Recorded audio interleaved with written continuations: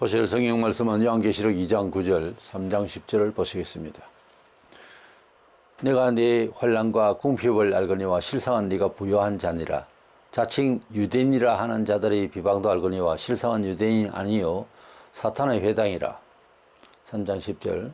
네가 나의 인내의 말씀을 지켰은즉 내가 또한 너를 지켜 시험의 때를 면하게 하리니 이는 장차 온 세상에 임하여 땅에 거하는 자들을 시험할 때라. 아멘.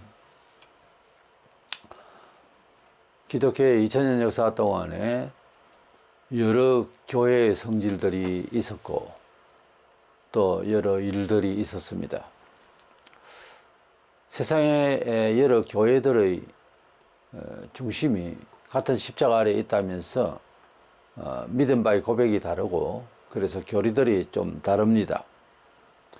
이런 여러 교회들이 있을 것을 이제 말씀하시고 요한계시록 2장 3장에 7가지의 아시아에 있는 7교회를 선택해서 교회의 형상에 대해서 여러 형태를 이제 보여주시는데 이것이 에베소 교회부터 시작해서 라오디게아 교회까지 연대적인 그런 시대적인 순서로 그런 교회가 나올 것이다 하는 해석도 있는데 그것은 좀 옳지 않고 그 당시에 있던 교회의 내용이지만은 향후 특별히 말세에 이런 교회들이 편재할 것을 예고하신 거고 또 지상에서는 언제나 이런 형식들의 유형의 교회들이 있을 것을 예고하신 것입니다. 특별히 요한계시록은 말세에 대한 예언의 말씀이라서 마지막 때가 되면 이런 교회들이 있을 것이라는 뜻에서 당시에 아시아에 있는 7교회를 선정을 해서 내용을 주신 것입니다. 그러면 우리가 그런 교회 중에 우리가 칭찬받는 교회가 되고 그래야 하나님 인정해 주시고 은혜를 주실 텐데 소위 시제말로 어떤 교회가 참 좋은 교회냐, 좋은 교회의 중심이 뭐냐, 그래야 우리가 선택을 하고 그런 믿음을 갖는 공동체가 되지 않겠어요? 그래서 칭찬받을 교회가 어떤 교회인가 이런 주제로 말씀을 나누고자 합니다.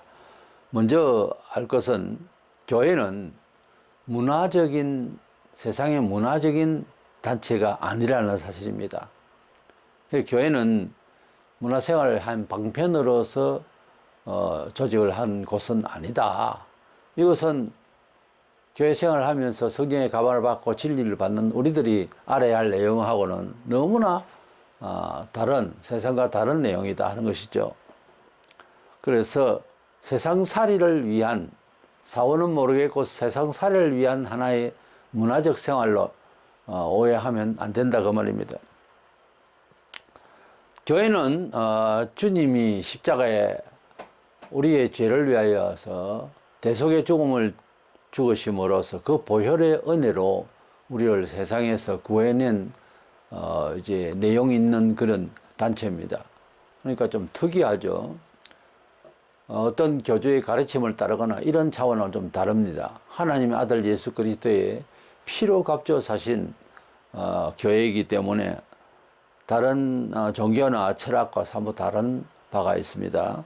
이 점에 대해서 깨우치고 교회를 다녀야 됩니다.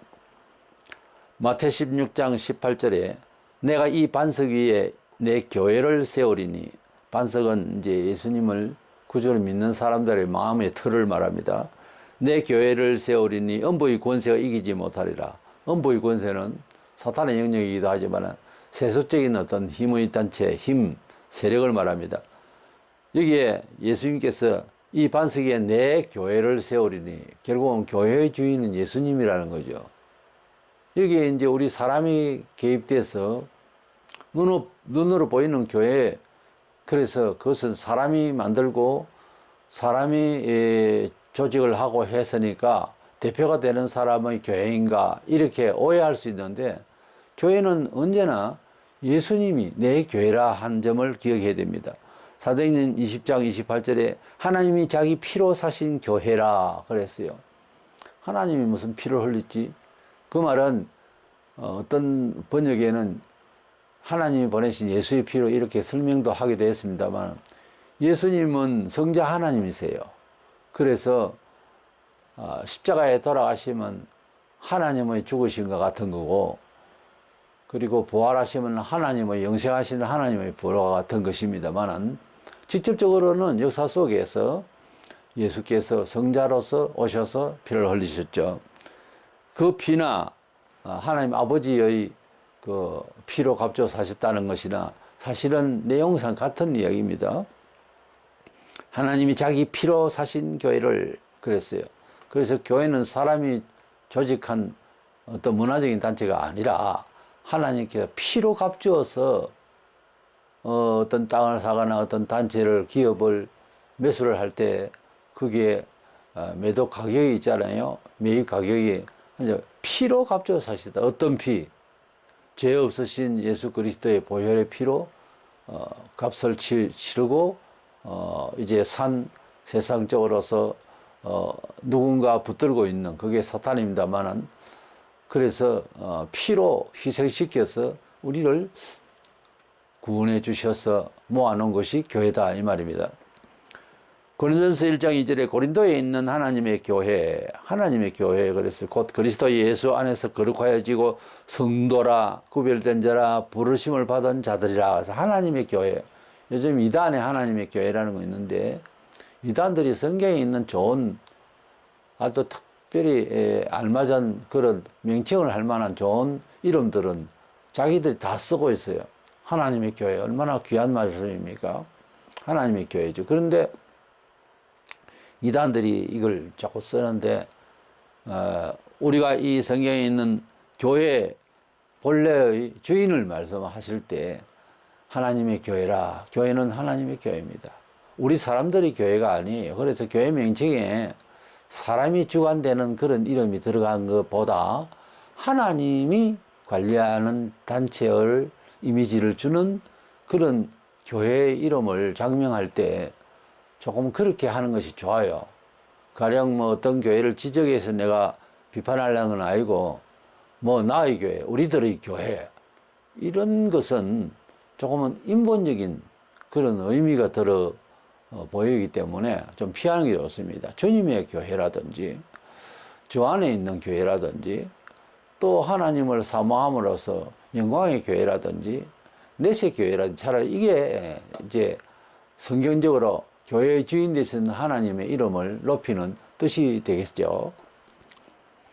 그래서 하나님의 교회, 하나님 피로 값 주고 사신 교회, 예수께서 내 교회, 이런 말씀을 보면 교회에 대해서, 단체에 대해서는 모든 것을 우리들의 것이다, 우리 교회, 우리 사람이 주체가 되는 그런 의식은 아주 잘못된 거예요. 주님의 교회, 주님의 교회는 지금도 지구 끝까지 하나님이 인도하시고 역사하시고 또 그렇게 하도록 하는 것이 교회의 성질입니다. 근데 여기에 인본적인 사람이 어떤 정치를 하고 사람이 어떤 작동을 하고 이러면은 뭐 교회는 굴러가겠지만은 내용상 이제 하나님의 성령이 떠날 수가 있어요. 위험해요. 그래서 교회는 보이는 건물을 교회라고 하질 않습니다. 그런 이미지로 이제 부르기는 하지만은 교회당이고 예배당이지 집단체를 써서 교회당 건물 자체는 구약의 성전하고 또 개념이 달라요.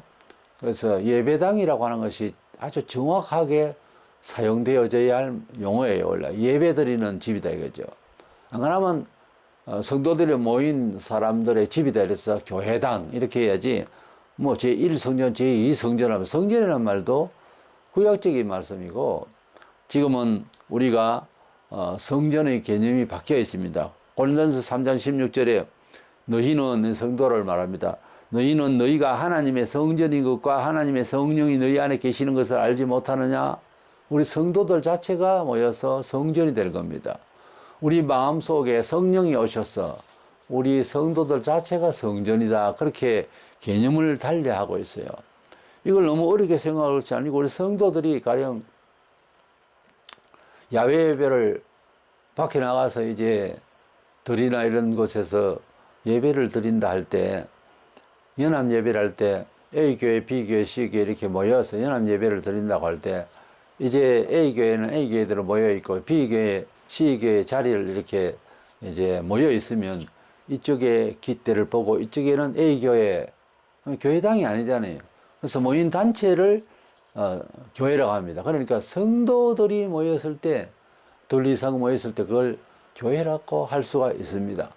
한 사람은 그냥 성도 자체고 교회라고는 모일 회차니까 아니지만 둘 이상은 교회라고 할 수가 있습니다. 그래서 눈에 보이는 것은 교회당이고 성전이라 해도 안 되고, 참 성전은 우리 영혼들이 하나님 앞에 성령으로 채워졌을 때, 그런 사람들이, 거듭난 사람들이 모였을 때 성도라 그럽니다. 그래서 기본적으로 교회를 세속적인 어떤 단체로 봐서는 안 된다 그러죠. 무슨 말을 할 때도 조심스럽고요. 우리 교인들이, 성도들이 가지고 있는 정서가, 또는 지식적으로 이제 의지가 완전히 세상하고 다릅니다.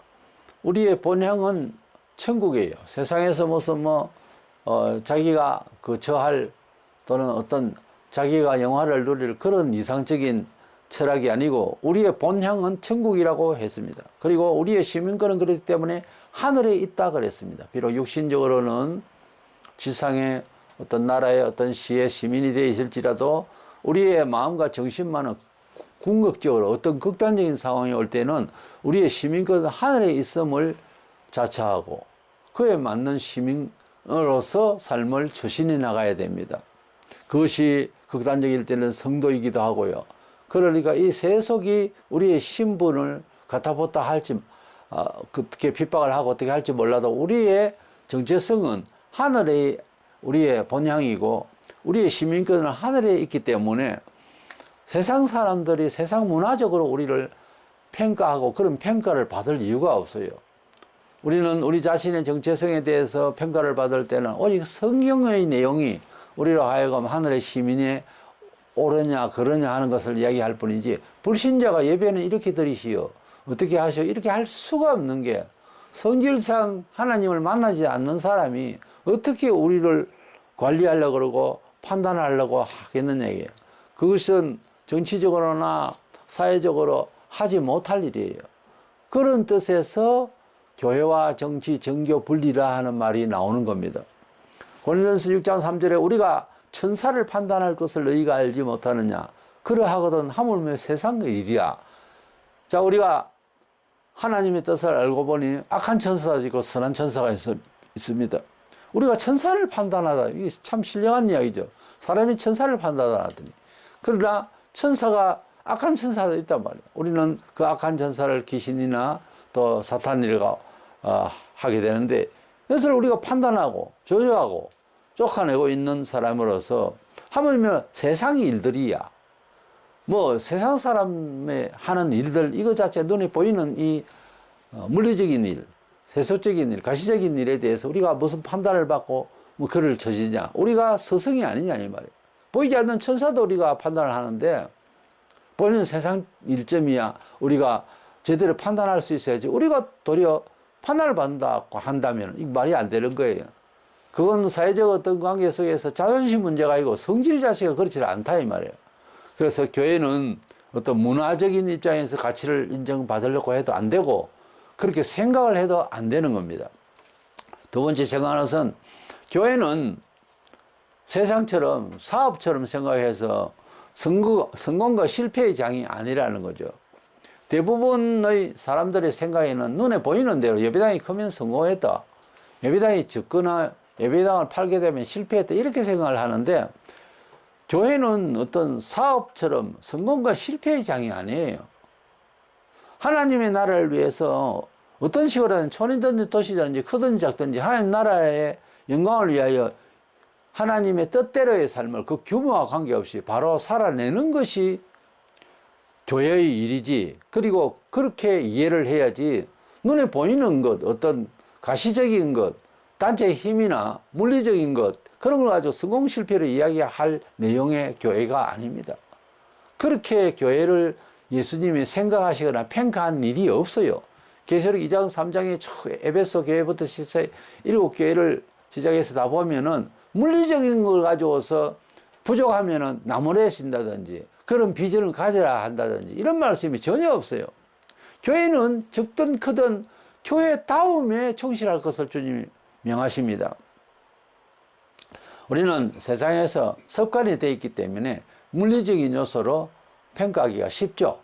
우리 눈에 보이고 경험적이고 데이터를 통해서 그렇게 나도 모르게 의식화되어 있어 젖어 있어요.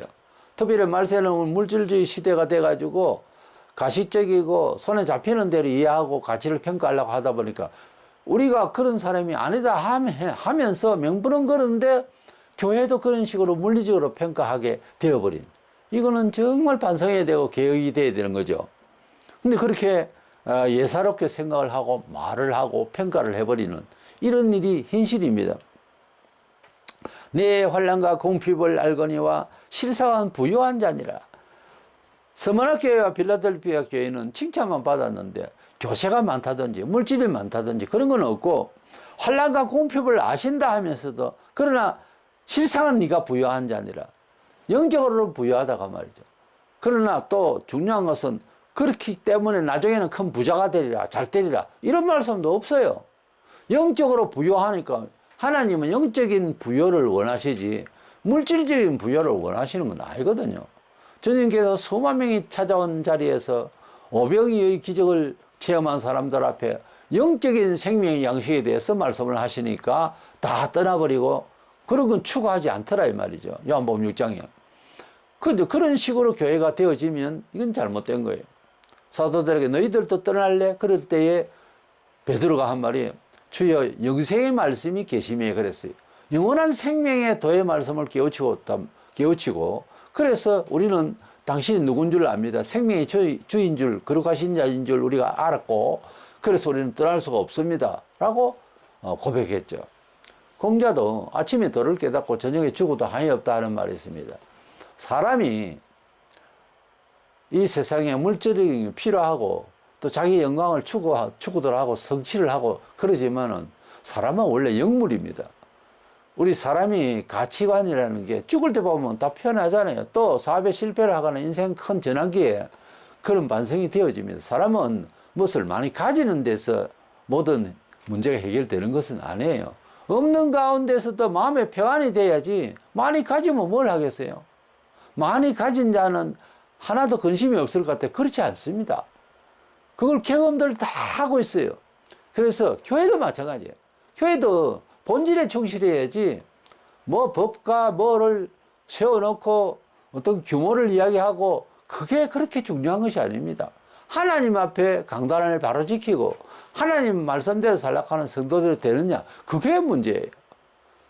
그렇게 하지 않으려면 꼭 교회당을 나올 이유는 없어요. 그냥 뭐 문화생활 하면 될 것 아닙니까? 그래서 교회는 사업처럼 성공과 실패를 말할 수 있는 그런 내용의 단체가 아닙니다. 이것은 참된 부여의 개념을, 그 영적인 부여의 개념을 우리가 하나님 앞에서 감사하면서 사는 그런 영적인 부여를 바라는 곳이지, 물리적인 어떤 그런 걸 가지고서 사업 실패를, 사업 성공을 이야기하듯이 그렇게 평가할 대상이 아니에요, 교회는. 그런데 그런 식으로 사는 게 지금 현실이거든요. 예배당 큰 규모에 따라서 복과 실패를 막 생각을 하는, 이거는 개인적으로 교회 생활을 하는데도 큰 지장이 있습니다. 그렇게 하면 안 됩니다. 이제 세 번째 생각하는 것은, 교회는 그래서 무슨 일을 많이, 뭐 선교적인 일, 사회적인 봉사 이런 등등 어떤 일을 많이 하기보다 하나님이 우리에게 삶에 대해서 분별을 해 주셔서 이것은 하나님 뜻이다, 이것이 거룩한 일이다, 이것이 옳은 일이다, 이렇게 명시하신 하나님의 말씀대로 거룩함을 보존하는 것이 더 중요해요. 우리가 하나님 앞에서 바로 서기만 해도 복이 임합니다. 어떤 일을 많이 해서 우리가 구속을 받은 것도 아니잖아요, 처음부터. 성도가 되면 그때부터 시작해서 주신 은혜에 대해서 바른 태도를 먼저 취하는 것이 더 중요해요. 인생을 살아가면 성공과 실패는 미리 정해져 있습니다, 어떻게 보면. 사람을 보면 삼자 입장에서 볼 때도 태도가 발라야 됩니다. 어떤 분야에 있든지 특유한 어떤 단체나 기업이나 또 계통들이 다 있을 것 아닙니까? 근데 거기에 적합한 태도를 먼저 지니고 있어야 돼요. 어떤 일을 하기 전에. 음악이든 예술이든 군인이든 교육이든 노동자든 어떤 일을 하는데 딱 시작을 하는 서 있는 태도가 더 중요해요. 그것을 접하려고 하는 마음의 태도가 그 사람의 성공과 실패를 좌우합니다. 사실은 조건이 아니에요. 잘못된 태도로 정신으로 생각으로 그 일을 임하면 풍요했던 것도 다 실패로 돌아갈 수가 있습니다. 그래서 태도가 너무 중요한데 그리스도인의 삶의 유지와 승리의 비결의 태도는 거룩이에요. 분별력이 있어야 됩니다. 이것이 하나님 뜻이냐 아니냐 이걸 근심하면서 살아야 돼요. 참 좋은 교회가 돼야 되겠지 않겠습니까? 그리고 참 좋은 성도로서 평가받아야 되지 않겠어요? 뭐 목사의 입을 통해서 사람들의 인정을 통해서도 칭찬받을 수 있으면 좋겠지만 그 칭찬이 사뭇 다를 수 있습니다. 뭐 이단들도 저끼리 이제 잘한다 그러고 격려하고 칭찬할 수 있겠죠. 때문에 사람이 칭찬한다기보다 예수 그리스도의 말씀이 나로 인정받을 수 있는 그런 삶의 태도를 지니느냐 하는 것이 참 중요해요. 뭐 이력을 쓰고 또 스펙을 쌓고 이래가지고 인정받으려고들 하지만은 스펙이 있기 때문에 그 사람이 잘할 것이다. 어떤 일에 성공할 것이다. 혹은 좋은 사람이다. 라고 단정할 수가 없습니다. 아무리 스펙이 좋고 기술 능력이 있고 이래도 중심이 잘못되어 있으면 그 교회가 부흥을 하고 있다 해도 문제가 있는 거예요. 때문에 심판은 금방 이루어질 수도 있지만 나누게 이루어질 수 있죠. 하나님이 함께 하시는 사람은 어떤 사람입니까? 성성장구하는 사람입니까? 잘못하면 바로 매를 맞는 것이 하나님이 간섭해 주시는 것이 함께 하는 것이죠. 하나님이 함께 하시는 것이 홍해가 뭐 갈라지고 떡 5개 물고도 5박이 2천 명을 먹이고 5천 명을 먹이고 뭐 이러는 것이 그렇게 하나님이 함께 하신다는 결론만 내리는 중요한 표대가 아니고 표식이 아니고 우리가 하나님이 함께 하시는 사람이 되려면은 하나님의 말씀대로 살지 않고 하나님의 분별된 그 구별된 거룩한 경건이 필요한 하나님 뜻대로 살기 위해서 조심해야 되는 내용들이 쌓여 있는데 그 내용들을 살지 않을 때 바로바로 하나님께서 징계를 하시거나 어려움을 주시거나 이러는 것이 하나님이 함께 하시는 사람이에요. 함께 하는 교회라고요. 그게 만약에 안다면 늘어지게 그냥 사는데도 아무 뭐 평안하다 싶고 이래도 나중에 한 방 맞으면 그것은 고치기 어려운 상황까지 가버린다고 사람이. 그래가지고 말세에 보면 모두가 다 보편적으로 그렇게 살다가 저 그리스도가 나타나고 그게 이제 순응하다가 멸망을 받는 거예요. 그렇게 되기 전에 기독교의 전 역사 동안에 하나님의 뜻을 벗어나서 부흥되고 이런 이단적인 혹은 이단이 말로가 형편없이 부패하고 형편없이 좌절되고 많은 사람들이 죽고 그렇게 되는 거거든요. 그래서 아담과 하와가 처음에 원죄를 짓고 나는데 금방 딸깍 죽지를 않았습니다. 그게 죽는다는 개념이 그래가지고 930년 동안이나 살았거든요, 아담이.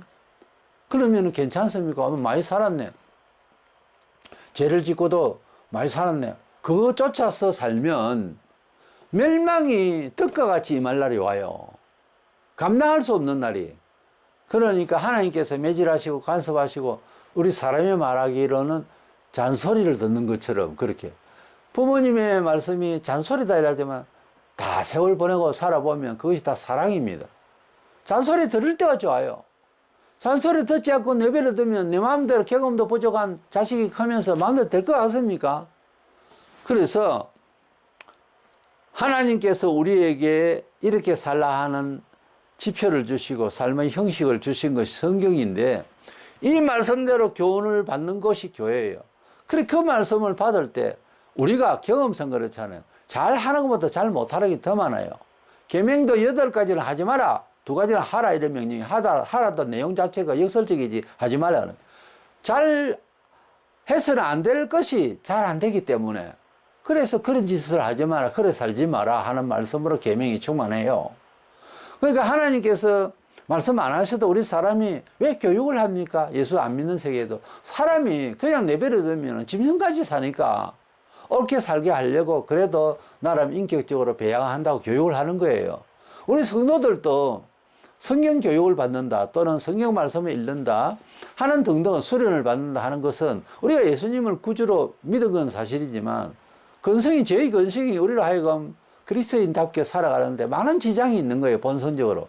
이것을 해소하고 죽이고 새롭게 변화되기 위해서 성화 과정을 위해서 신앙 수련을 하고 배우고 익히고 기도하고 나와의 싸움이 지속되는 거예요. 그러니까 우리 사람이 무슨 일을 하나님 앞에서 많이 한다는 것이 중요해. 많이 한다는 데 집중을 하다 보면 가령 부흥주의로 80년대부터 부흥주의 이게 큰 병이 되어 버렸어요. 부흥만 일단 되면은 뭔 죄를 지어도 괜찮은 것처럼 이렇게 착각을 하는 거예요. 결과로 말한다 이래가지고 그게 공산주의 사상 원리예요. 물리적으로 무조건 잘 되면은 과정은 뭐 뭔 짓을 해도 된다 이런 식이죠. 이게 유물사관이거든요. 공산주의 사상이라.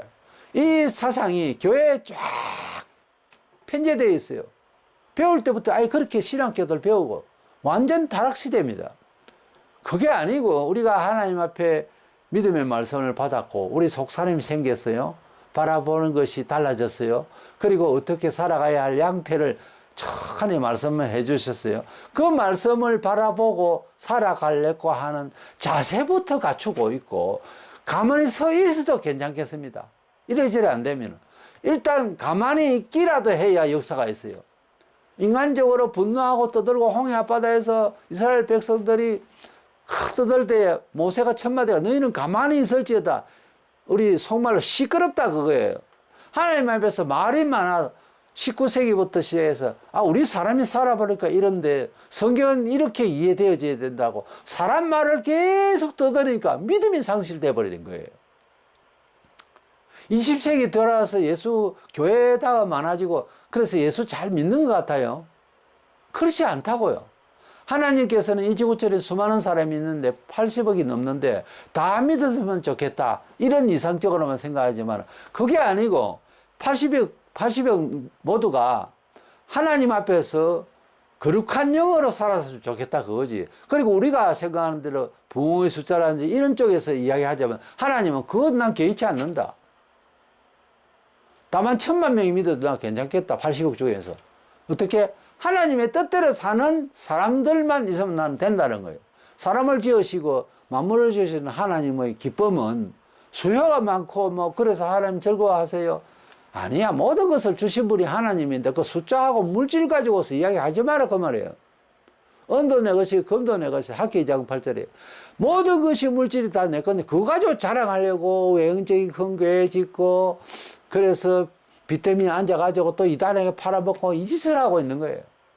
하나님께서 원하시는 것은 그게 아니고 연약함에도 불구하고 비가 좀 새고 물이 새고 그래 하더라도 그런 예배당에 있더라도 돈이 없어서 그러나 하나님 앞에서 바로 지켜나가려고 하는 신앙 중심이 있으면 칭찬받는 교회가 된다 이거예요. 그럼에도 놀라운 것은 그렇게 잘 믿으면 저 옆에 있는 큰 교회처럼 죄는 짓고 있지만 큰 교회처럼 너도 부자가 되게 하리라. 그런 말씀으로 교회를 비전을 주신 것도 없어요. 계시록 2장 3장을 자세히 읽어보시면 절대로 물리적을 가지고서 끝까지 가려고 하시지 않습니다. 제일 처음에 나오는 에베소 교회는 굉장히 컸습니다. 요즘을 치면은 뭐 10만 명, 20만 명 그런 교회예요.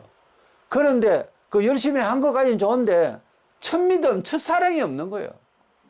그래서 만약에 회개하고 원래 신앙, 원시 신앙이죠. 원래 내가 가르쳐준 대로 신앙생활 안 하면은 촛대를 옮기리라. 그것은 예배당 없애본다 그 말입니다. 무서운 이야기예요. 역사적으로 에베소 교회는 일찍 날아갔습니다. 에베소 교회 그 이후에 여러 교회들이 칭찬도 받을 만한 거 있지만은 계속 책망해야 될 이유가 있었습니다. 근데 스무나 교회와 필라델피아 교회는 너무 부실하게 보이고 교인수도 적고 약했습니다. 근데 그 교회를 칭찬만 하시고 또 핍박을 또 받게 될 것이라고 하는 어떻게 보면 비전이 없는 교회처럼 보이고 막 그렇습니다. 그런데 역사적으로 2000년 동안이나 이 교회 이름은 그대로 연명을 하고 있어요. 하나님께서 칭찬하시는 성도가 되고 칭찬만 받을 만한 교회가 되기 위해서는 물리적인 면에서 뭘 구하고 어떤 일을 해서 하나님께 기쁘시게 하겠다 하는 생각을 버리셔야 됩니다. 그걸 원하시는 분이 아니에요, 하나님은. 그래서 수효나 물리적인 외관상 교회당이나 이런 걸 가지고 조직이나 어떤 선교 사업이나 하면서 이런 일에 너무 이제 중점을 두면 교회의 본질에서 무너집니다. 빌라델비아 교회는 나의 인내의 말씀을 지켰은즉 내가 또한 너를 지켜 그랬어요. 주님이 지켜주시기 중요하잖아요.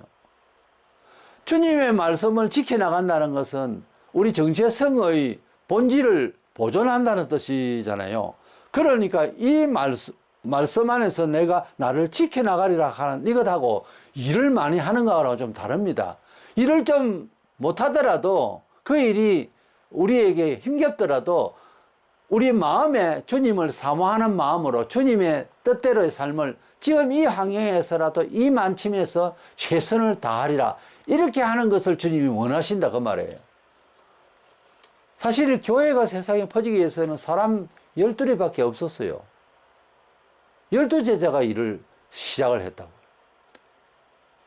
석가는 500명이라는 그런 제자가 있었지만은, 그러나 우리는 하나님 앞에서 하나님의 특별하게 된 이유는 우리가 너무 세속화되어 있고 마귀의 말을 들었기 때문에 누적되어 있는 이해와 경험력이 하나님 말씀을 받아들이는데 너무 두꺼운 벽이 있어서 우리 스스로가 가진 문제점이지. 성경은 이제 순종해 나가다 보면 가장 유쾌한 길입니다. 가령 예배를 드리는 주일을 위해서, 주일의 성수를 위해서 예배를 드리는, 온전히 드리는 사람이 되겠다 하면 주일날 장사하던 사람은 처음에는 굉장히 힘듭니다.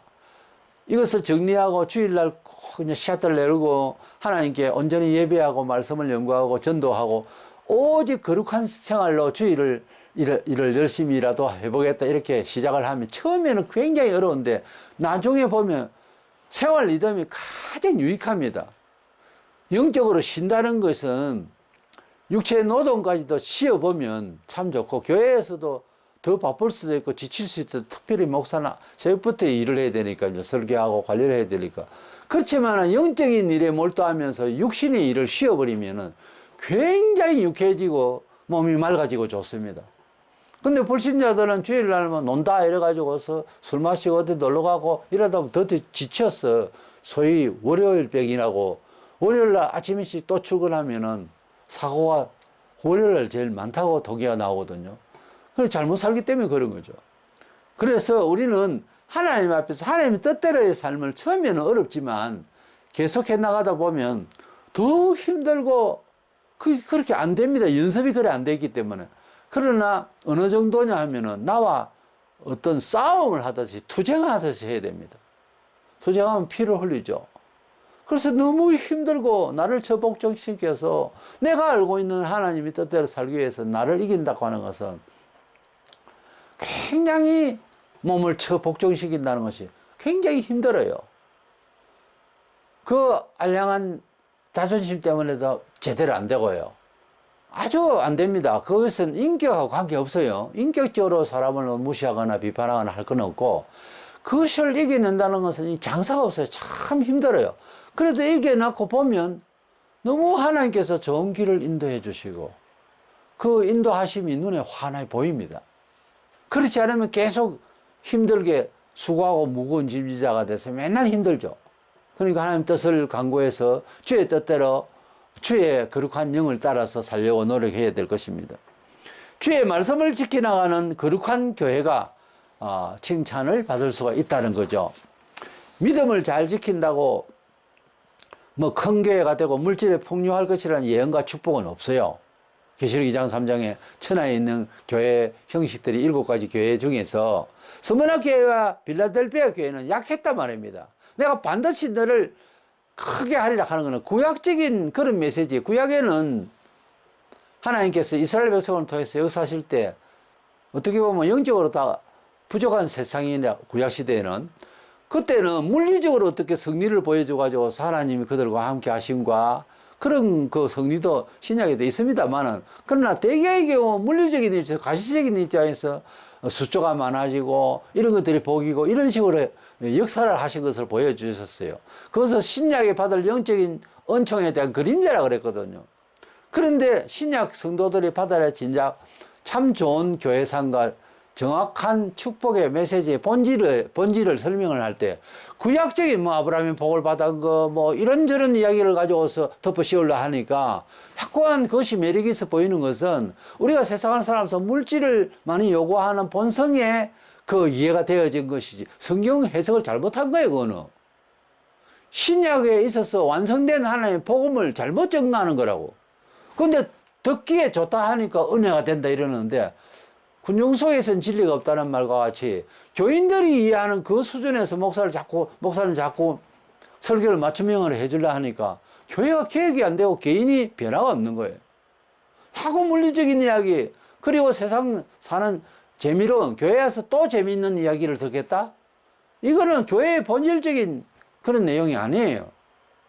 그래서 교회사적으로 볼 때 교회 참된 교회가 이제 연명을 해서 계속해서 교회는 핍박과 피를 흘리며 이렇게 계속되어져 왔는데 늘 좋은 교회는 고난을 받았습니다. 사실은 장로교의 이 바른 참된 진리를 전수해 나가는 데는 엄청난 사람들이 순교를 했어요. 사실은 많은 사람들이 죽고 종교개혁시대 때 그 이후에 수많은 사람들이 순교를 했어요.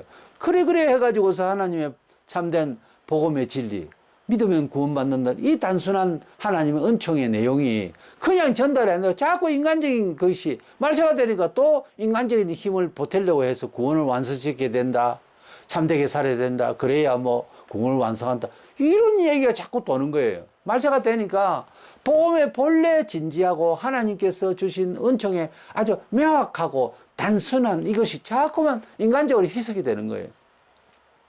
그러니까 우리 교회가 복받는 것도 구약적인 그런 가시적인 것을 엎어씌워 가지고서 은총이네 어쩌네 이렇게 하는 것도 안 맞고요. 성경적으로 안 맞아요. 신약에는 그런 게 아니에요. 우리 영혼이 하나님 앞에서 어떤 일을 많이 해내는 육신적인 표현이 어떠느냐 하는 것은 중요한 게 아니에요. 그렇게 많이. 자기에게 주신 영향만큼 주님을 영화롭게 하는 데에 최선을 다해서 그 거룩을, 그 경건을 가지고 하나님의 뜻을 잘 보유하는 이것이 더 중요하다 그 말입니다. 다시 말해서 이웃을 살아가는데 성도들이 이웃에 협조한다고 봉사한다고 그 봉사 개념을 그렇게 막 도신하고 이거보다 이웃과 함께 살면서 우리가 하나님의 백성다움을 가만히 서 있으라고요. 오히려 바로 지켜나가라고 경건하고 그리고 태도를 발휘하는 것이 더 중요하다 그 말입니다. 그래서 교회 단체도 마찬가지예요. 태도가 더 중요한 거예요. 불신자들이 뭐 경험을 가지고 이야기하고 물리적인 이야기를 하면서 교회당을 바라보더라도 그 교회당에서 나오는 사람들의 태도가 어쩐지 쳐다보면 어떤 거룩한 포스가 느껴져서 일 안 해도 뭐 도와준다 하고 이렇게 활동 안 해도 사람들 태도 뭔가 위압감이 있고 뭔가 이끌리고 뭔가 선망의 대상이 되는 그런 태도를 가지라고요. 먼저 교회가 뭐 일한다고 여러 가지 활동을 하는데 뭐 교회 내부에 세상에도 없는 죄가 튀어나온다고 이러면은 실망을 해버려요. 아, 저 사람들은 종교 사업을 하기 위해서 사람 긁어모은다 이러고 있다고. 안 그래요? 지금 현실이. 이게 왜 이랬냐면은 교회가 가져야 할 거룩한 정신세계가, 영의 세계가 상실되니까 종교 문화화 되니까 이것을 세상 사람들은 원래 문화에 대해서는 세상 사람들은 더 빠르고 잘해요. 부자 되는 것도 세상 사람들은 더 법칙을 잘 알아가지고 인내도 더 잘하고 돈에 막 그냥 성공에 아주 혈안이 되어 있기 때문에 우리보다 더 잘한다고요. 그 사람들과 상대를 해서 비슷하게 뭘 하려고 하면 안 된다고 말해요. 우리는 물질이나 자기의 위치나 이런 걸 가지고서 뭐 세상을 후리려고 하는 이런 정신세계는 성경적으로도 안 맞고 교회의 본질적인 모습이 아니에요. 그래서 하나님이 주신 은총, 하나님이 주실 칭찬, 하나님이 주실 은혜는 우리가 하나님 앞에서 칭찬받을 정신세계가 되어야 되는데 그것은 서머나 교회와 빌라델피아 교회처럼 보이는 물리적인 것으로 가져와서 되는 것이 아니고 주의 말씀을 약한 가운데서도 교세도 약하고 여러 가지 약하지만 말씀을 지켜나가는 데서 칭찬이 있었다 그 말이에요.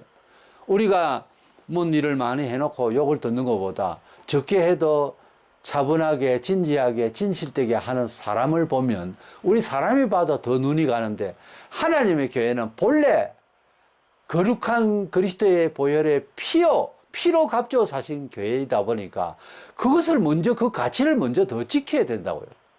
그래서 칭찬받을 교회의 기준이 뭐냐? 거룩이 얼마나 있느냐? 하나님의 뜻대로의 삶을 얼마나 잘 보존하느냐? 아니면은 그 뜻을 품에 안고 그냥 서 있기라도 하셔요. 흔들리고 바쁘고 일을 많이 하는데 엉뚱하게 저지르지 말고 가만히 서 있기라도 해야 됩니다. 아무 일을 안 한다 할지라도 하나님 보실 때에 잘못이 없도록 자기를 복종시키고 거룩의 존재라도 만들으라고요. 그게 대단히 중요합니다. 온 교회가 나라를 살리겠다고, 이웃을 어떻게 돕겠다고 떠들지 말고, 그 전에 교회가 하나님 앞에 거룩한 단체가 되도록 눈물을 흘리며 회개하고 바로 서기만 하고 아무 활동이 없는데, 그러면 하나님께서 나가서 적이 되는 세상을 치겠다 이거야. 여러 말씀이 그렇게 되어 있어요. 구약에도 있고 신약에도 마찬가지예요. 그러니까 우리가 무슨 일을 하기 전에 하나님이 앞서가서 일을 하신다고요. 내가 하나님 앞에 칭찬받을 그릇이 먼저 되는 게 중요해요. 어떤 일을 더 많이 보다.